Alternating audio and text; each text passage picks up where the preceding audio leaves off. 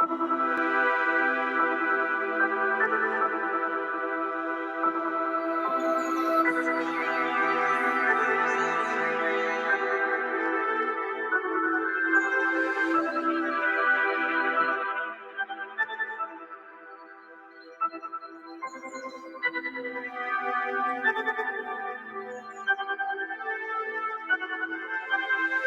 spiritual beings having a human experience.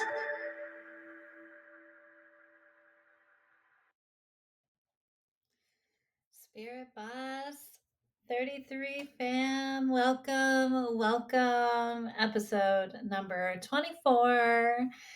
And if you noticed, there was a little addition added. We have some intro, outro music. I am so excited. Check out Maple, Mayple. You can find him on Spotify, Facebook, Instagram.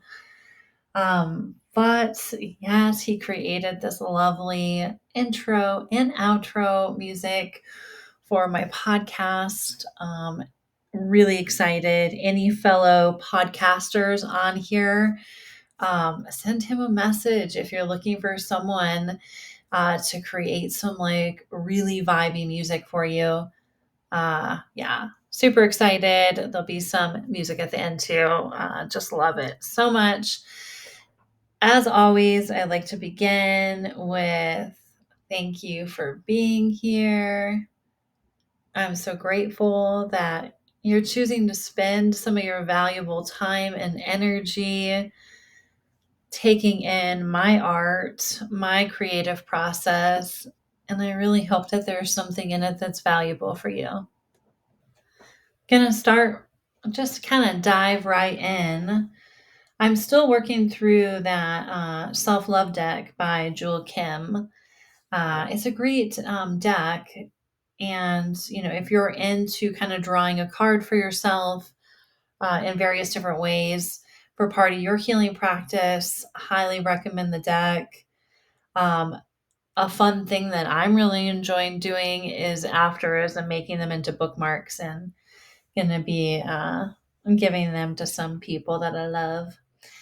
But okay, so I mentioned forgiveness last episode. So this card was perfect and it's kind of just going to roll us into something very similar. And the card says, I forgive myself for past mistakes. So let's just take a moment really quick. I hope that you're sitting comfortable. You're in some really comfortable clothes, that you're in a comfortable space. But just take a deep breath in and then let it out. And really take that in. I forgive myself. It's an important part of the healing journey.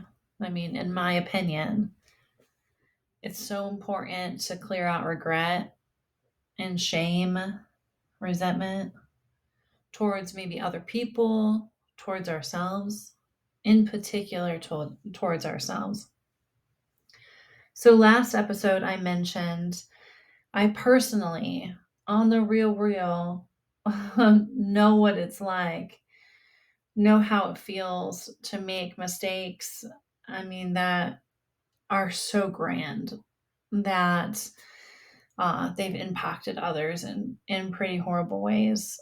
And my traumatic responses, from my own trauma, really showed up with some pretty extreme addiction, which, swirls around with some impulsivity, chaos, destruction, and it impacted family, friends, but mostly, it was directed towards myself.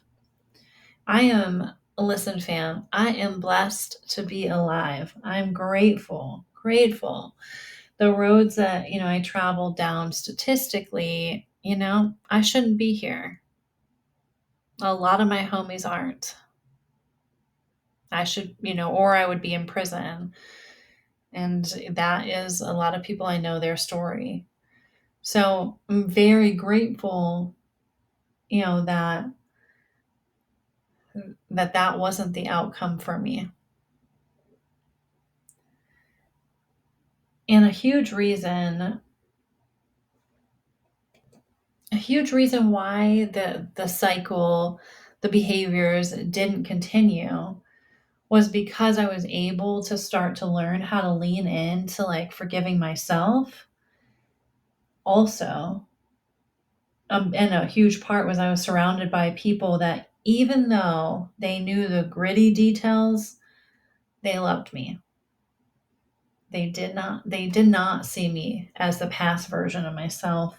They saw my potential and they watered it like a garden. Really amazing people that came into my life. So, if you're struggling with your own past mistakes, or maybe perhaps it shows up different for you, maybe you struggle with low self esteem, self worth, perhaps your thoughts are like shit talking you like on the daily, whatever it is time to rise up, fam. You have so much potential. And if you're not hearing this on a daily, I want you to hear it here. I'm going to say it again. You have a huge amount of potential, and you have gifts that really need to be shared. You're already using a lot of your potential already. Don Miguel Ruiz, Four Agreements, still working on getting through that book. It's one of my faves. Reminder is that when he says dream, it refers to the conditioning that we have received through this earth experience. So he says, if we compare the dream of human society with the description of hell that religions all around the world have promulgated, we find that they are exactly the same. Religions say hell is a place of punishment, a place of fear, pain, and suffering, a place where fire burns you. Fire is generated by emotions that come from fear. He goes on to say, if you consider hell as a state of mind, then hell is all around us. If you need to rewind, read it again, get your own copy of this book. It's deep. So let's learn to live outside of our own conditioned hell. Let's transform all of that. We can take, what happened to us and all the mistakes we've made, and we can make that into some fierce resilience that ripples out to all around us. If you're here 8 minutes, 17 seconds, and you're listening to me, you're speaking the same language. You are here to awaken to your fullest potential, to your favorite version of yourself. Sanaya Roman, Personal Power Through Awareness, shares, sometimes you'll hear a voice of disbelief speaking up about certain things in your life. It says, maybe it'll never work. Maybe it's all a pipe dream. Maybe I'll never get what I want. Maybe I'm not right. That little voice of uncertainty can be so big. Listen to it, talk to it, for there is always a valuable information coming from that voice. What could be the message, the benefit of that voice of doubt? Many of you respond to the voice by saying, no, I will not be discouraged. I will keep my faith. I will keep my vision. I'm going to try. When you fight the voice of skepticism, it has already accomplished its goal, which was to bring out your strong side and strengthen it. Let me say that one more time. When you fight the voice of skepticism, it has already accomplished its goal, which was to bring out your strong side and strengthen it. That puts a whole twisty loop on negative thoughts there. And before, I mean, I don't think I've exactly heard it that way before, worded in that way, that there is this transformational ability to hear it and for it to bring out this strong, like side of us that is like, I will not listen to that shit. I like that. So if you have the ability to practice this solo, I invite you, maybe journal about it. Assure you feel aligned with it. Change, adapt, like what you need to start incorporating into your daily healing journey for sure. If the negative thoughts are persistent, intrusive, you're feeling really overwhelmed, reach out. I'll personally help you link to resources that can help. We don't need to do this alone. There's coaches, there's mentors, there's therapists, there's books, there's videos, there's podcasts. I mean, we're community. We are an earth community. We are spiritual beings having this earth experience. You are not alone. If that doesn't align, transform it. We are loving awareness. I like that. I'm drawing that from Ram Dass. So if you can't get down with we are spiritual beings having this earth experience, then how about just plain and simple? We are loving awareness. Take another deep breath in, out. We are loving awareness. It's pretty fucking amazing. We are kind people learning ongoing throughout our lives. There's another possibility. We are baddies. We doing that healing thing. Remember, baddie, healing is not linear. This is not a sprint. This is a journey. I love the description from Deborah Burdock's mindfulness workbook. So this is in my own words. It's not exactly what she said, but you can get that mindfulness workbook. It's pretty cool. So healing is like a huge field with knee-high, tall, sturdy grass and weeds. Just kind of sit and do this visualization and just picture that huge field with tall, tall grass. And so we're going to start trying to make the journey and walking across this tall grass and kind of picture even the sound, of like the weeds kind of crunching and some of them, kind of bending down. It's really, really thick. Each step you're kind of raising your leg, like really high up, over the overgrown foliage. When you get to the other side, which is a trek, it is a trek. You turn around, look, but you can't even see where you walked through because it was that thick and you hadn't really made a path. So you go do it again. And then you do it again and you're back and forth and back and forth. And then eventually you turn and you can see the path that you've created. This is the healing process. We are creating new neural pathways each time we do the healthy thing. Complete our routine, unlearn, relearn, observe ourselves, gain awareness, learn new coping skills, adapt them. Each time that we're not sitting in the negative, unhealthy coping mechanism, we're creating that path, that new neural pathway. So we got to remember, we got to be gentle. Be gentle with yourself. You can't expect to super speed the results.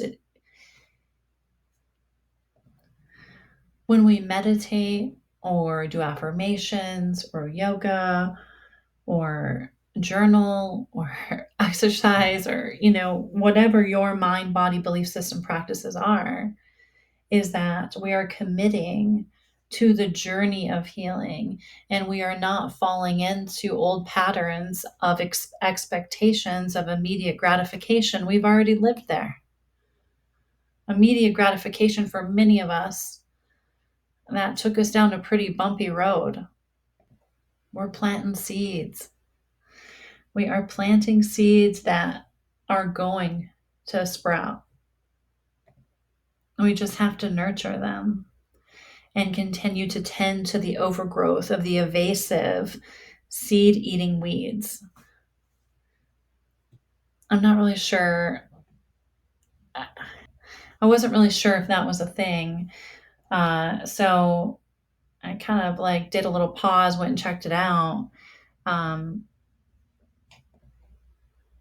and by golly, I mean, it fits pretty good because a lot of weeds, like they overpower the area there and they take up the sun and they take up a lot of nutrients. So when we are planting our seeds of growth and of healing, like we are wanting to tend to our own weeds. And it's important for us to know what our weeds are, because if we start tending to the weeds, they're going to overpower. Before we know it, we're off track. The healthy practices that we've taken so long to build up, they fall off and we start leaning back in, making the weeds stronger. And those are those old neural pathways. I mean, they're still there. Is like we're trying, to get those to where they are not prominent.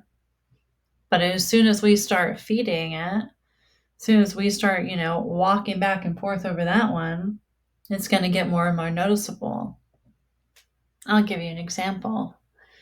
Is I was a smoker of cigarettes for, probably over 20 years. I can't remember exactly how long, but I was a Marlboro,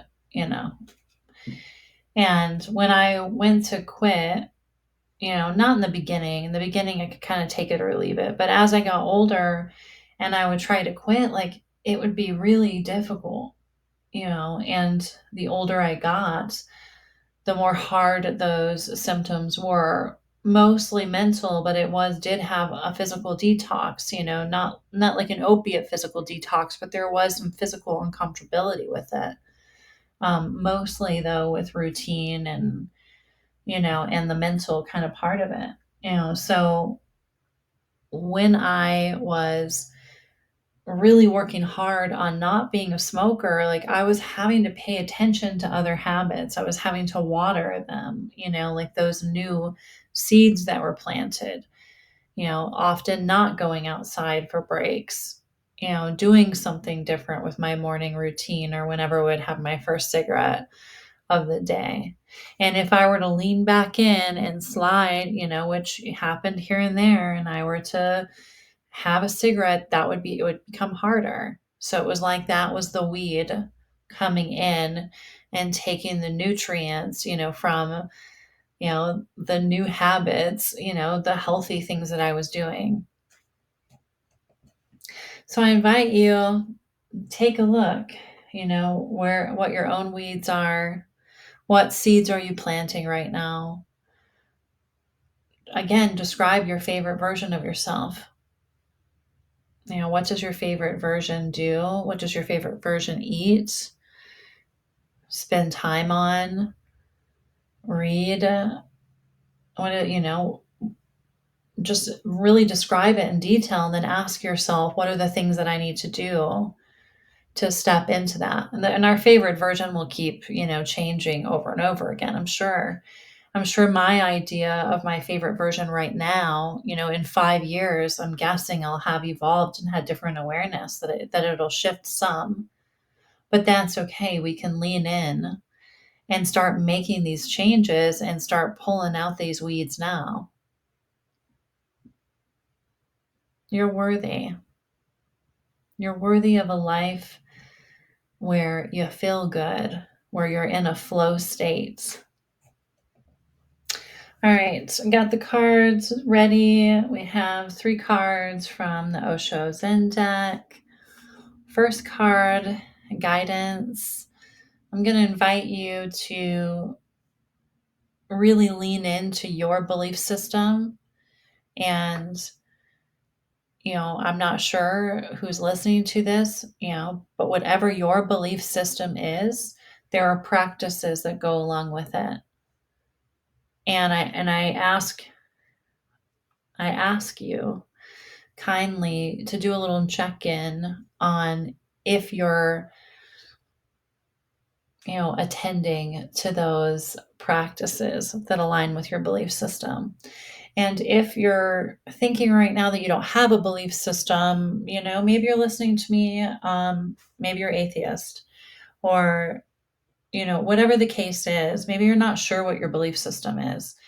If you're not sure, I invite you to then what calls your name, what interests you, and start leaning in to exploring, if that's something that you feel aligned with, if you want to add it to your day. And if you have no belief system, maybe it is that you're just the kindest version of yourself. So I invite you to see, okay, what practices align with just how I show up during this earth experience. Second card is conditioning. Huh. That lined up really good with Miguel Ruiz's quote there. But I invite you to take a look at, where's your conditioning? We all have it. That's part of this earth experience, is we are molded, into being very similar, as our parents, as the educational system, as a community, as whatever was surrounding us. Like, we picked up a lot. And of course, it's not all negative, many positive things, but there are, things that we need to address, biases, conditioning that is holding us back from being our favorite version of ourselves. So trying to take a look, at what conditionings hold you back and how can you transform it? How can you let it go? Last card, ordinariness.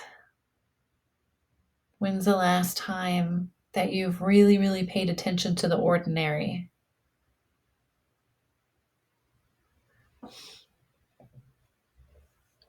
You just walked outside and paid attention, maybe to a blade of grass, or just a simple pond, a simple puddle.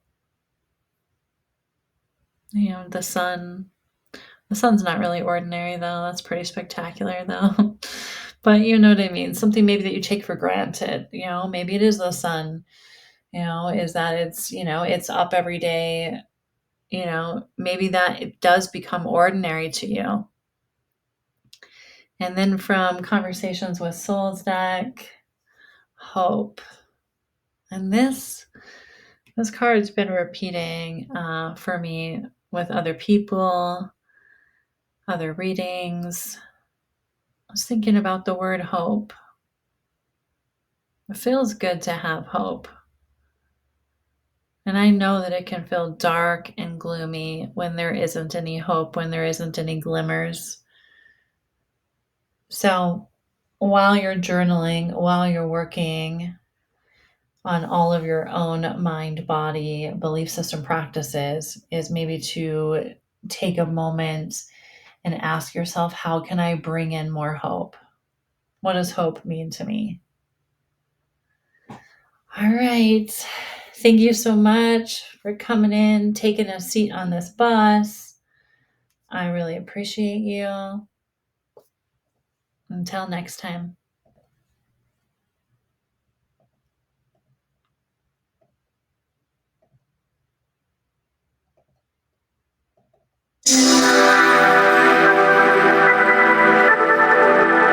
Thank you for tuning in.